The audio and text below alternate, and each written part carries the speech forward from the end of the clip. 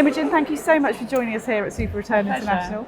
It's great to see you again, and great to have you here to talk to about what the environment's like now in 2023. What trends are you seeing, and obviously what challenges are there? Firstly, I think it's been a lot slower this year than it was last year. So it's about half of the activity actually for 2023 that we saw in 2022.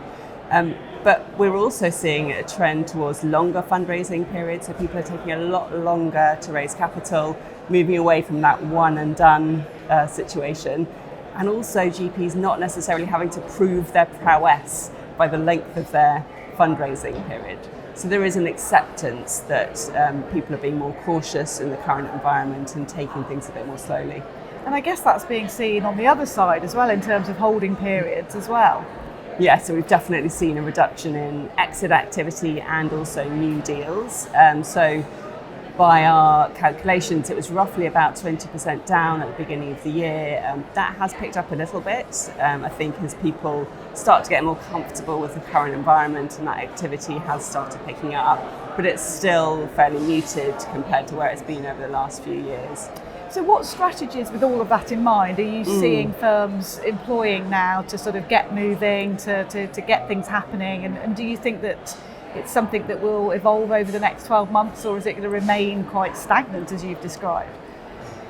I think that people are definitely being more cautious. They're still applying the same fundamental principles of fundamentally good quality investing.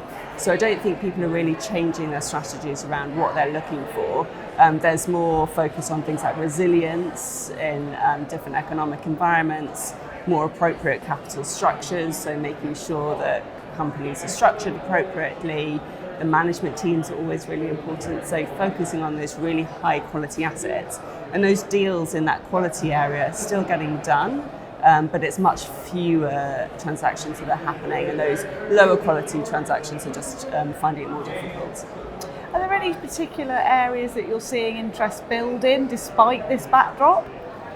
So some of the recent things that we've seen around COVID and the Ukraine war, I think have changed how people have perceived certain trends. So for example, localisation is an important one that we're seeing across lots of GPs at the moment. People wanting to invest in localised supply chains so that they're not reliant on those far-flung supply chains that can cause them issues, and also energy stability. Making sure that they are in control of their own destiny, I think, is an increasing trend.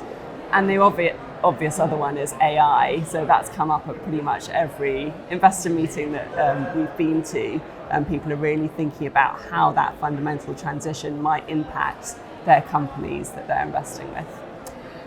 You were here this week at the Women in Private Equity event. That was a new event that's being held during the SuperReturn International week.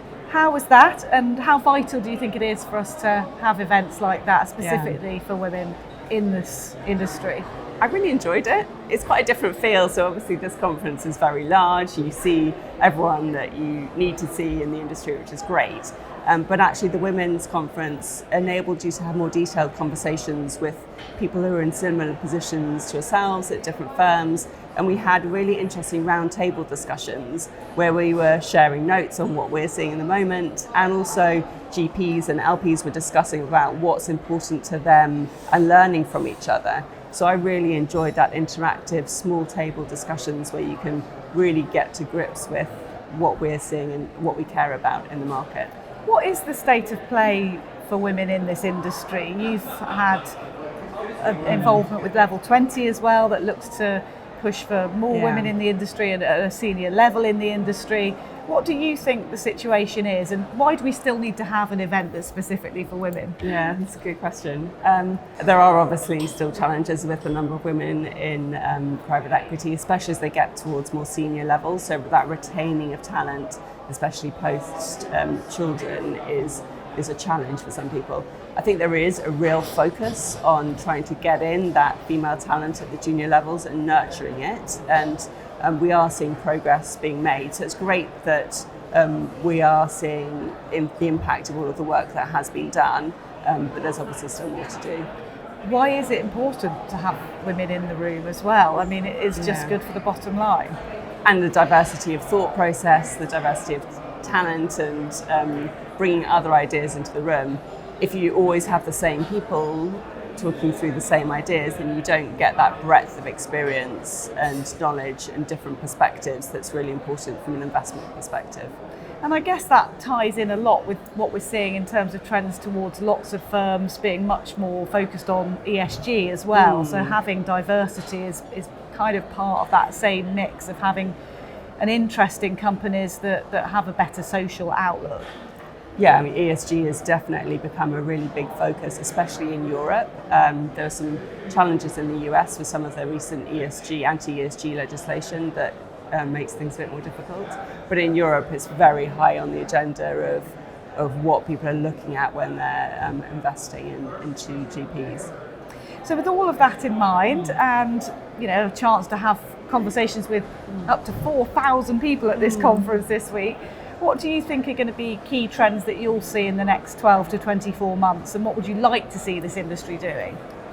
I think that this industry, one of the great things is it's got so many intelligent people and so many entrepreneurial ideas. I think we will see that entrepreneurial spirit evolve, and so there'll be new ways of doing deals, new ways of approaching problems, and people will continue to look at how they can best make money for their investors, and also on obviously the underlying pensioners or holders beyond that.